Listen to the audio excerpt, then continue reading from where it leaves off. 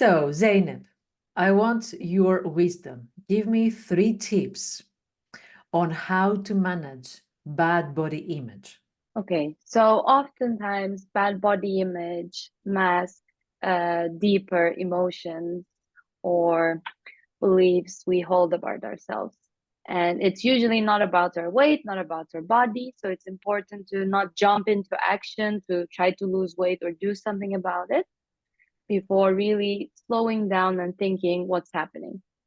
So my first tip would be take a deep breath and slow down and notice your thoughts. So, what are you thinking? What are you telling yourself? Then place one hand on your chest. Sometimes it helps to close your eyes and ask yourself, what am I feeling? And where do I feel this? Do you feel pressure? Do you feel sadness? Do you feel disappointment?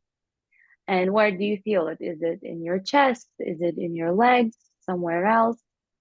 And thinking about what your body is trying to signal, what's happening with you really, and making a list of these things, taking pen or paper or your notes app, writing down the thoughts and also the emotions. This is very important to slow down a bit before jumping into action. Absolutely. Yes.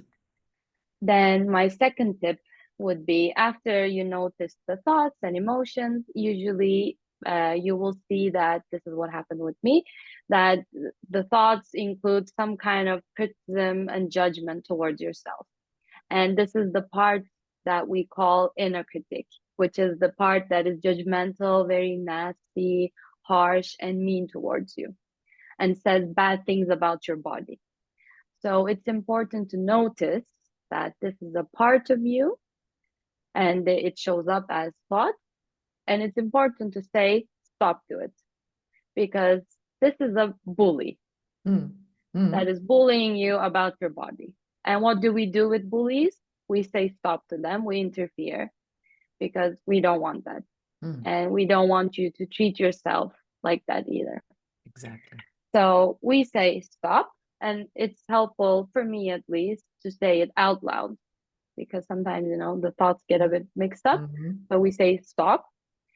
And if it doesn't help, what you can do is you can imagine the inner critic speaking from a Mickey Mouse voice, like a very high pitched, thin voice. And that will make it a bit difficult to take it seriously.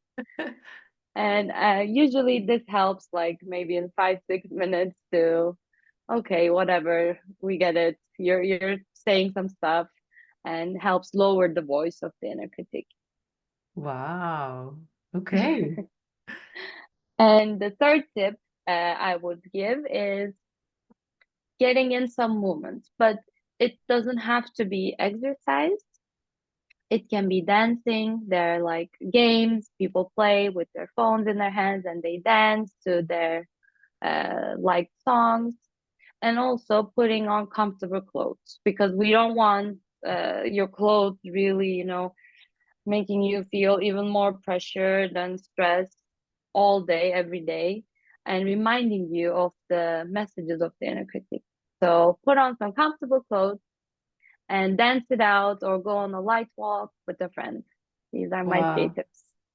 I mean, I love all these tips. I have used some of them, but of course, like for example, the stopping the inner critic when they're saying bad messages about your body. But I've never heard that version with the Mickey Mouse, and I can understand how ridiculing that voice will actually not make us, believe it so much. So I love that quality that you added there.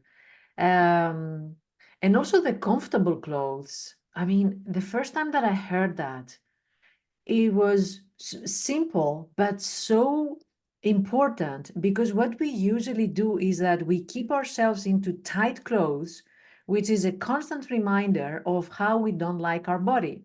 Or we say to ourselves, like, you know what? I'm going to get comfortable clothes or I'm going to get new clothes only when I lose this ugly body that I have now and I have the beautiful body that I have later, which is again the ugly inner critic saying these messages to us that this is not okay, this is not beautiful, you should change it.